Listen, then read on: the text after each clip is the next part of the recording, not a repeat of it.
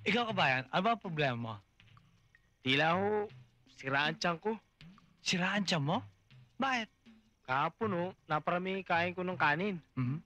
Kanin din yung tinahe ko. Hmm? Kanina naman ho, naparami kain ko ng mais. Hmm? Nung tumahay ako, mais din yung tinahe ko. Ano pa gusto mo itae? Yung natural na tayo lang. Di kumain ka ng tae. Hmm? Sabi na ba sa'yo na ang sakit mo tonsyang ate? Anong tonsyangati? Sakit sa tonsil? Sakit sa tiyan? Apangangate? Tonsyang ate? Pero hindi naman talaga yun nagpapahirap sa akin eh. Kung hindi lagi ako nagugutom at nauuhaw. Ang kailangan mo gutamhaw. Ano ang gutumhaw? Gamot sa taong nagugutom at nauuhaw. Natain mo? Patingin-tingin.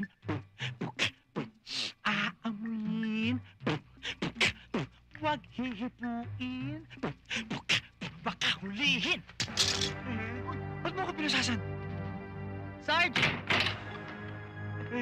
Sarge, ano ba to? Ano ba ginawa ko? Merong warrant of arrest para sa panluloko mo. Ano? Panluloko? At sila ang mga nagrereklamo sa'yo. Ano ba nireklamo nyo? Ginamot ko naman kayo lahat Ano? Dinala ko ang anak ko sa'yo dahil may sore eyes. Para gamutin mo. Ginamot mo naman. At ang gumaling, tignan mo, duling! Patingin nga ng mata mo. Ano ba pinainom nyo dito? Ewan. Tignan mo nga ang ginawa mo dito. May tigdas lang, pinagamot ko sa'yo. At tignan mo nga naging itsura. Sasabihin mo bang 16 anyos to? Mababalik niyo ba siya sa dati niyang anyo? Ba't sino ka ba? Shota ko. Sasabihin mo ba?